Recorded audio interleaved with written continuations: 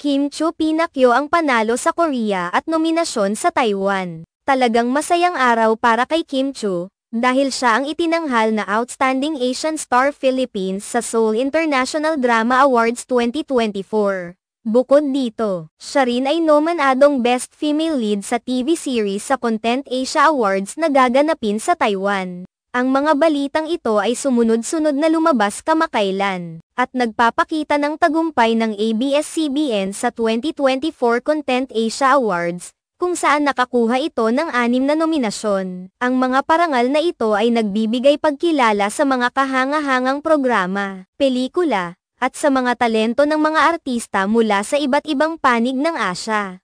Isa sa mga pangunahing nominasyon para kay Kim ay mula sa kanyang pagganap sa hit Dreamscape series na Linlang. Ang kanyang karakter ay talagang yumantig sa puso ng mga manonood, kaya naman hindi katakatakang siya ang napili para sa prestihiyosong parangal. Bukod dito, nakakuha rin ng nominasyon ang kanyang co-star na si Kayla Estrada bilang Best Supporting Actress sa nasabing serye.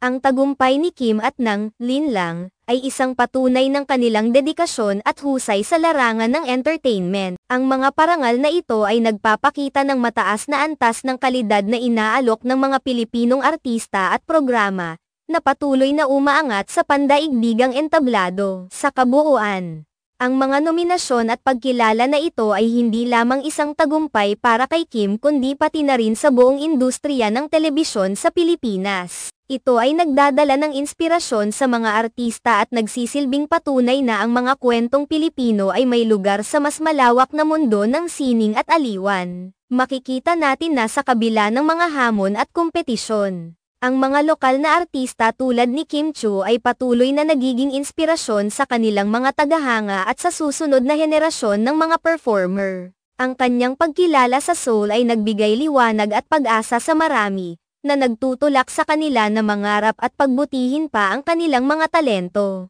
Sa pagsusumikap ni Kim at ng kanyang mga kasamahan sa industriya, tiyak na marami pang magagandang kwento at proyekto ang ating aasahan sa hinaharap. Ang kanilang kontribusyon sa larangan ng sining ay tunay na nagbibigay halaga sa ating kultura at nagbibigay ng boses sa mga kwentong dapat marinig sa buong mundo. Samantalang ang mga parangal at nominasyon ay isang mahalagang bahagi ng karera ng isang artista. Ang tunay na halaga nito ay nasa kanilang kakayahang makapaghatid ng emosyon at kwento na umaabot sa puso ng mga tao.